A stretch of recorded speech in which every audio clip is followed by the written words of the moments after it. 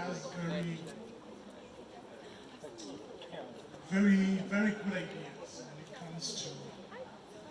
when it comes to not just being an artist, but being a person. Like, I admired two things about Charlie. One was I really admired how amazing of an artist he is, because to our beautiful, lovely friend, Charlie. Up next, I'd like to invite the director of Muriuki. Muriuki is the company behind such shows that Charlie was on as Makutano Junction and The Nozo. And I'm really glad to bring him up on this stage because he was so instrumental in particularly Charlie's early career. Please put your hands together for Mr. David Campbell. Hello, thanks so much. My gosh. It's a very... Yes, I did that to him, which he'd grumble about but become weirdly invested in by the end. He knew all those women by the time I was done with him.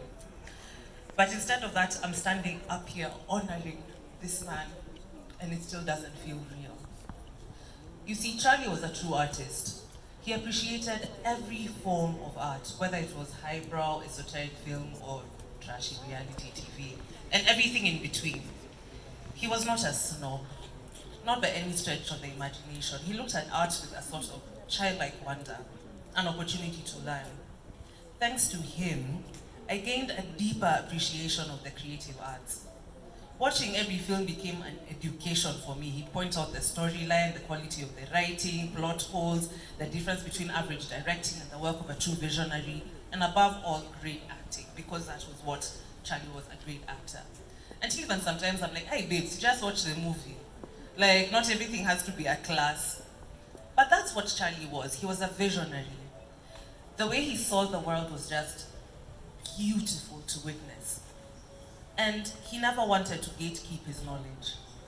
Charlie was a vessel that constantly poured into others. He gave of his time and expertise so selflessly. There are times I'd overhear him on the phone, sometimes promising to do some work for someone. And at the end of that phone call, I'd be like, well, I hope they're paying you. And more often than not, he'd not even gotten to that point of the conversation. He just volunteered anyway. Now, the first time I ever saw Charlie on stage was several years ago when he was still at St. Mary's. I just finished high school, and my goodness, I thought he was so fine. Wow!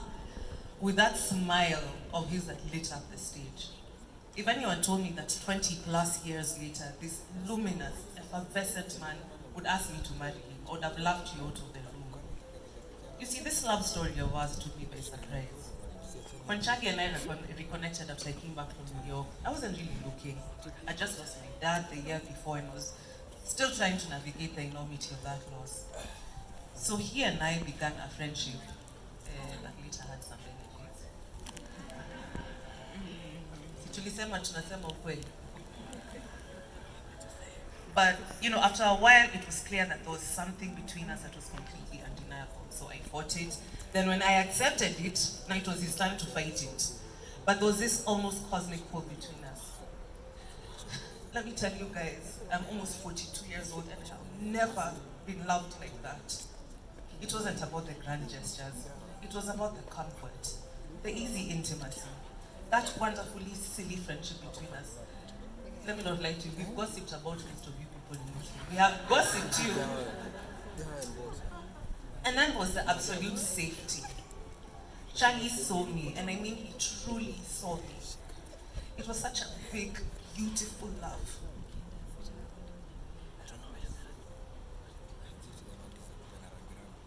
The night he asked me to marry him, we were on his couch and I was wearing torn leggings and one of his t-shirts. And he got down on one knee and I cried, and to date, that is the most beautiful night of my life. There are so many people here that Charlie thought so highly of. I'll start with his lifelong best friend, his sister Liz, who he called Lizard.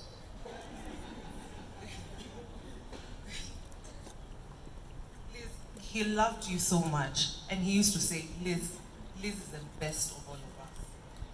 And he meant every word. Then there's Christian. I don't know if Christian is here. Well, he's not here, he's back at home. And he was the best man at Christian's wedding. Then there was his frequent collaborator, business partner and friend, Nice Kibenji. Give it up for Nice. There was Nyokabi Masharia. There's Silas freaking Miami. Like, stop hiding, we see you. And then, of course, there's Konsura, who was his creative muse, who's watching right now in Bali. Daniel Napolitano, he talked about you guys all the time. You had John Carbone's comment being read. That was a really good friend of Charlie's. He'd call him Bones. He thought so highly of you. It was to start naming names. We'd be here all night. That's how big this man's heart was. The outpouring of love and support since Charlie's transition has been awe-inspiring. To everyone who has called, texted, checked on us, sat with us, and contributed their time, their money, their expertise, there are no words. Just thank you, thank you, thank you.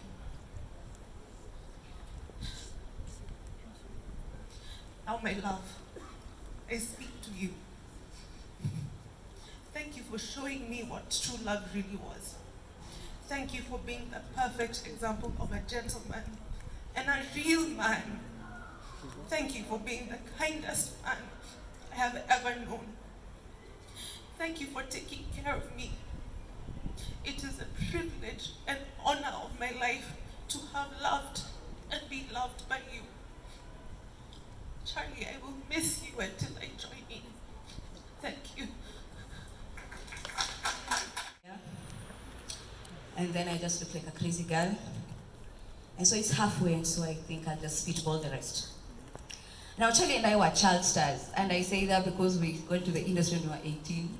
And those days were not like now. Now kids are getting into the job at 16. Parents understand the work. And when we were 18, 19, and I always assumed that we met on better days until Nyokafi today sent the Malaika pictures. And then I caught myself there. And I think Malaika was one of my hardest parts growing up in this industry. I say this because I was confused, I was young, I was impressionable, and I mostly fell out of place because here I was a girl from Makongeni and everyone in the cast is speaking through their nose, you know? And so it was just a very confusing and an uncomfortable space. And then rehearsals were all the way in Lavington, and bus fare was a big deal, and I'd see these kids who are younger than me from my age driving in and out of rehearsals and stuff. But then Charlie, because it's Charlie, one day he walked me all the way to the bus stop. Alafu aka struggle na Sheng because he knew him, he could not speak Swahili and he tried so hard to make me feel included. Point is, that was just Charlie. We're going to stand here, and if everyone is going to come here, they're going to talk about the kind of person he was because of how kind he was. I am sad because I have lost my friend. I am sad because those kids for Talent Studio have lost the good cop. I am sad. It's true, he was always a good cop, and I remember the first class, there was a rumor going around that Charlie and I have decided who's going to be the good cop and who's going to be the bad one. I was like, nah, he's just a good person. Charlie was gracious. Charlie would never ask twice. When Ciru said he would say yes to work, that was probably me constantly asking him to do my show reels. And he would just do them. I don't know who's not going to do my show reels anymore. So I know he's looking down and he's happy and he's grateful that you're all here. And I'm glad that while he was here, you expressed how much you felt for him and you expressed his brilliance. The worst part about this day is because we were going to do this thing for the Legends edition and we were going to surprise Charlie. So this was not meant to happen with him not here. But I think one way or the other, life works the way it does. So, to a legend, thank you very much.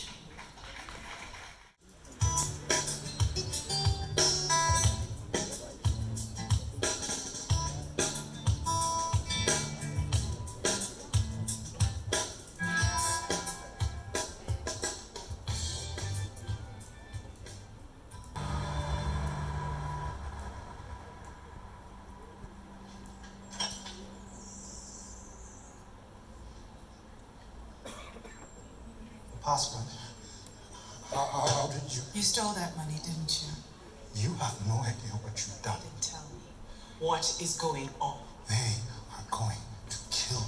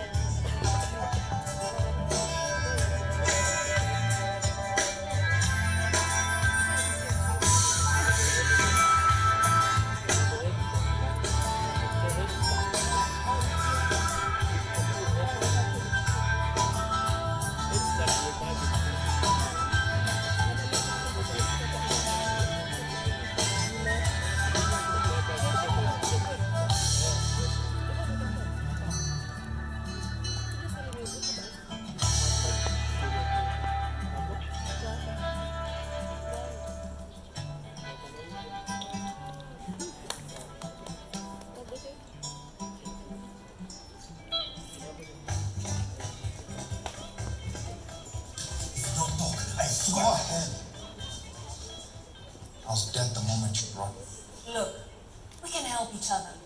We can put you in a safe house anywhere you want. Just tell us their names. Safe house. Nowhere is safe. See what happened to Milo? All this drama for 300 million. 300 million is just what you people know about.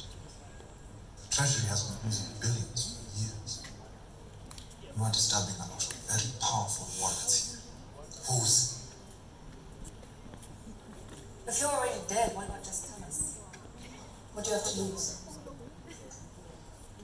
I don't know who they are. I just do the books. If anyone comes looking, they send an associate to deal with it. An associate? Killers. They're hiding in the shadows. They are everywhere. The prison, your neighbor's house, the shopkeeper across the road, your children's school,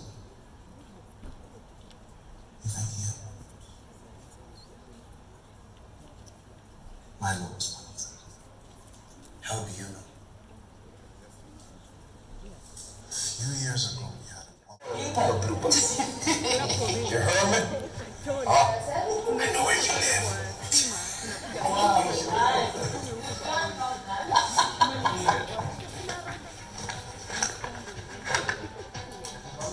Huh?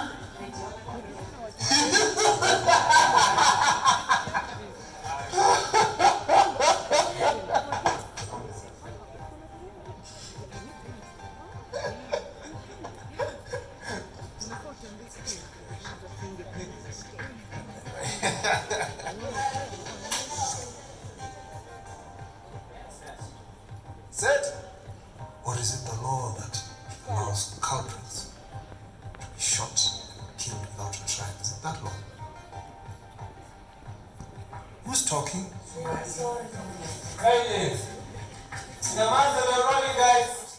And I'm honored to be up here with Coach who, yeah, as her name suggests, has coached all of us. When I was asked to do this, I started to think, this can't just be my words. It needs to include the words of other people, other friends, actors, crew members, collaborators, people who together we've known Charlie, I don't know since when. And a lot of people came back to me and said, AJ, it's hard. I don't know what to say. Angie, it's heavy. I can't. I don't know what to say. And some people did send in some messages, which I would like to convey here. I will try to keep it as short as possible. But I want to start by saying that when we lose someone who's dear to us, we can't help but find ourselves reaching back to the beginning, kind of hoping to reclaim some of those moments. You know, like re-watching your favorite movie, clinging to every line of dialogue, wanting to kind of experience those moments as if for the first time again, but you obviously memory doesn't work like that. Recently, I've been struggling to recall how our paths first crossed, and for the life of me, I can't. Was it Phoenix Players? Was it Makutano Junction? Was it National Theatre? I don't remember. I literally don't. I envy those of you who do.